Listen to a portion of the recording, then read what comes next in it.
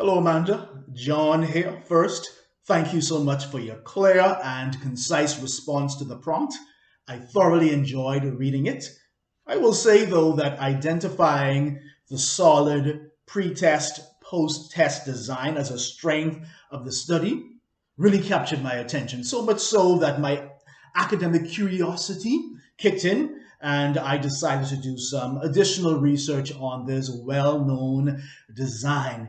Yet, in going through the literature, I stumbled upon some studies regarding a kind of pre-test, post-test modality that I had never heard of, never come across it in my studies. It's called retrospective pre-test, post-test, RPP. Totally new to me. But researchers did note that RPP is rather underutilized in intervention research, so that might explain why I had never heard of it.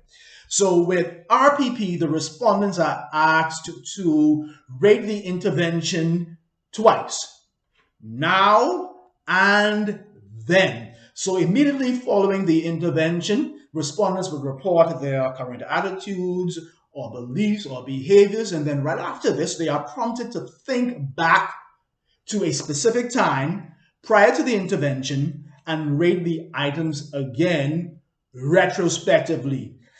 I don't know how I feel about this, but researchers have highlighted certain strengths of this modality, even over the popular pre-test, post-test approach. And for the sake of time, I'll just share two that stand out most to me.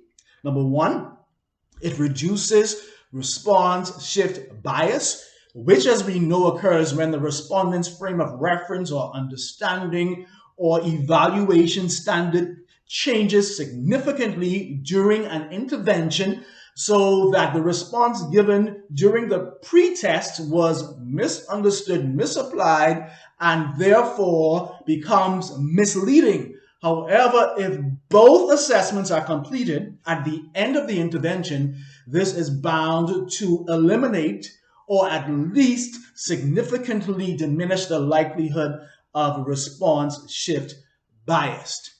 And the second strength is that RPP simplifies data handling by facilitating the analysis of anonymous paired data, whereas with the original approach, it requires the linking of paired data, which may compromise anonymity or require a system of coding test results to individual participants. Now, as far as disadvantages, like the pre-test, post-test modality, RPP is a self-report design, which means that it becomes susceptible to bias. However, the more specific to RPP is the issue of its recall period and whether participants will be able to accurately look back and remember and correctly measure a construct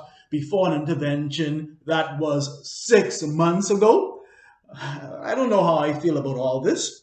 This is all still growing on me. So if you have any additional insights, I'll be glad to hear them. God bless you, and thank you so much for your input.